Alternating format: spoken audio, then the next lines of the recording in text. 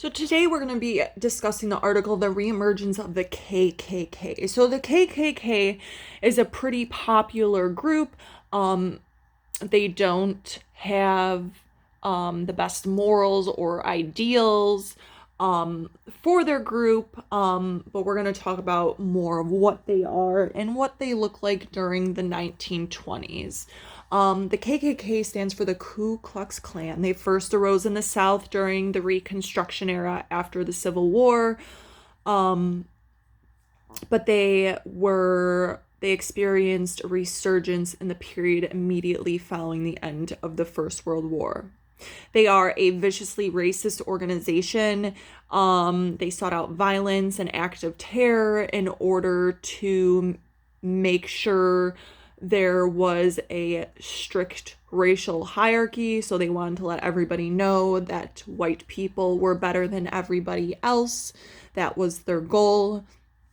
Although most of the KKK's savagery was aimed at African Americans, their hatred also extended to Catholics and Jews and liberals and progressives. So all those other different types of people that were different and perhaps that wanted more rights for individuals. So the KKK was against that. They wanted everything a certain way. They wanted to have a specific race as their leader or as the country and the world's leader, and they really didn't like any other group that went against that. So a brief history of the KKK. The Ku Klux Klan was a viciously racist white supremacist organization that first arose in the South after the Civil War. Its members opposed dismantling of slavery and sought to keep African Americans in a permanent state of subjugation to whites. During Reconstruction, the Klan employed violence and terror in the hopes of overthrowing Republican state governments in the South and maintaining antebellum racial hierarchy. So what does that mean? That means that the Ku Klux Klan arose after the Civil War. As you know, the Civil War was fighting between the North and the South of the United States. The South supported slavery. They wanted slavery, whereas in the North, they were more of a liberal approach. They wanted more human rights and for people to be equal. So after all the slaves were freed after the Civil War, the Ku Klux Klan did emerge, and it was a group of people who believed that things should go back to the way they were. White people should be leaders and have control over everything, whereas anyone with a different color skin or different viewpoint would be at a lower level at the hierarchy, so they wouldn't be as important as whites. The revival of the KKK. Although the KKK had reemerged in the South in 1915, it wasn't until after the end of World War I that the organization experienced a national resurgence. So resurgence means they got more members and they grew. So membership in the KKK skyrocketed from a few thousand to over 100,000 people in 10 months.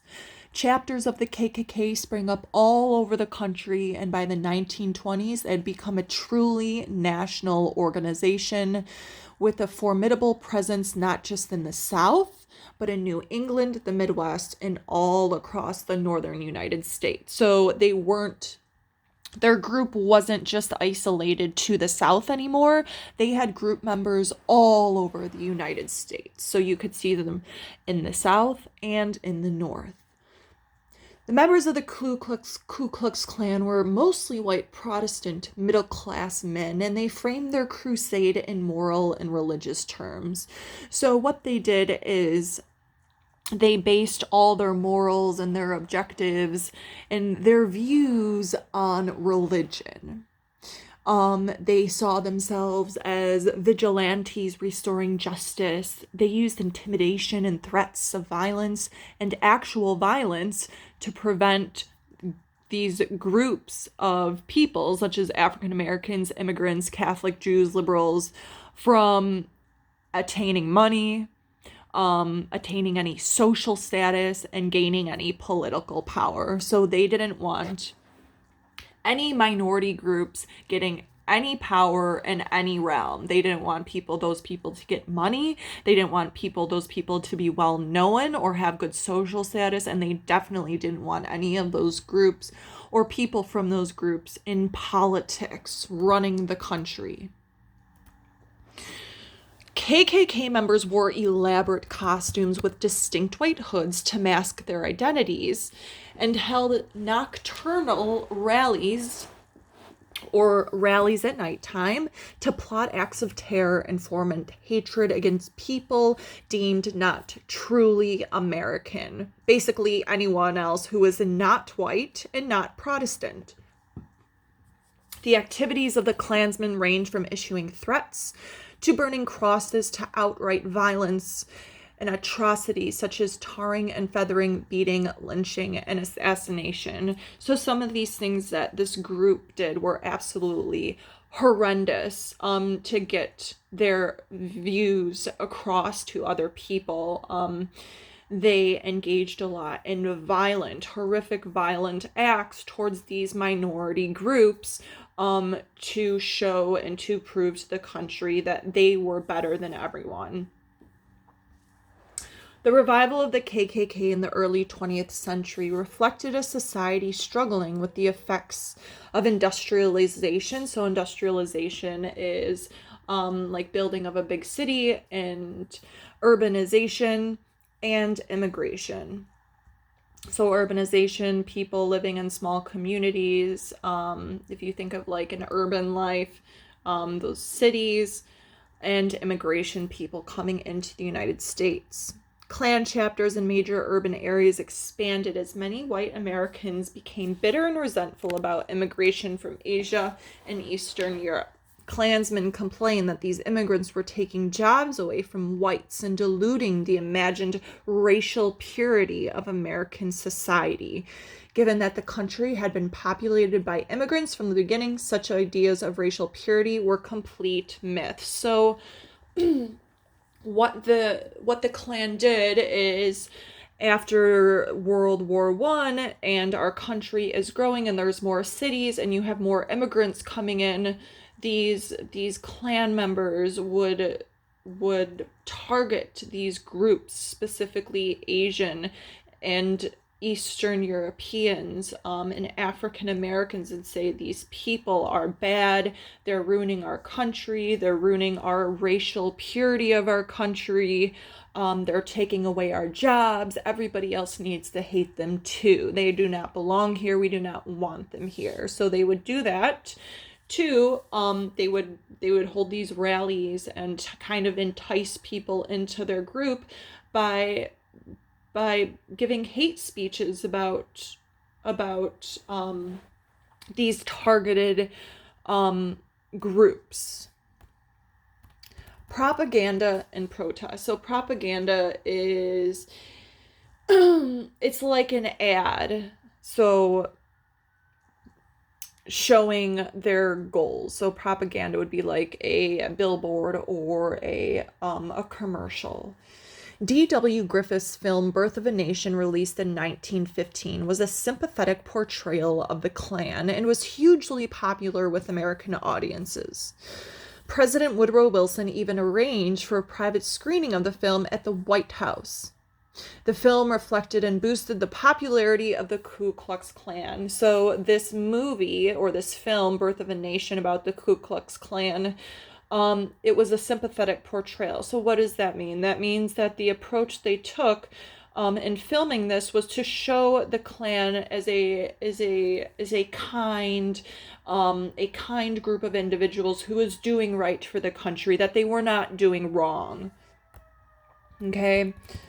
So as you can see, there was propaganda for this film. It shows you in that that artwork illustration that you have with the Ku Klux Klan member in his outfit holding a burning stake, riding on a horse, who's also wearing the Klan outfit. So this was promoting the video. And that, I mean, we talked about propaganda before and how Hitler used propaganda in Germany. He used for people to hate Jewish people. He used propaganda for people to join the Nazi cult. We've seen propaganda used for World War I and World War II for the government trying to entice people to join in the army. So this is another example of how propaganda is used. If someone were to see this, in the 1920s, perhaps they might think, oh, that's really cool. That shows power and strength. That's something that I want to be. Our nation deserves this. So this was, in the eyes of the Ku Klux Klan, this was a way to entice people to, I guess, join the Klan, and also kind of paint a picture of these members as the saviors of the country and the strength of the country, which was not true at all. Many influential people and organizations came out in opposition to the KKK. Religious and civic groups launched campaigns to educate American society about the crimes and the atrocities committed by Klansmen. Protestant ministers, Catholic priests, and Jewish rabbis stepped forward to condemn the organization in no uncertain terms. The National Association for Advancement of Colored People, NAACP, was at the forefront of the efforts to educate the public about the threat posed by the KKK. Such anti-Klan activism was highly effective, and the organization's membership declined dramatically in the late 1920s. So what's really wonderful is after they came out with this video, they had a bunch of really highly influential groups of people step out and say, listen, American people, this is wrong. Their message is wrong. What they're doing is wrong. Protest them. Do not join in on them. This is not right. Okay, so because of that, their membership declined. So what do you think? So you guys can answer these questions through Khan Academy, or you can go through Google Classroom, where I have modified the questions just a little bit. So what were the goals of the Ku Klux Klan? And what sort of tactics did they use to achieve those goals? Why do you think the KKK experienced a growth in the 1920s? And how do you explain the rise and the fall of the Klan in different periods of United States history? So they were big after the Civil War, and then they declined a little bit, and then they re-rose after World War I, and then you had all these groups of people coming forward who are super influential saying that the Klan is bad, do not listen to them, so then they dipped again. So how would you explain that? Think about that.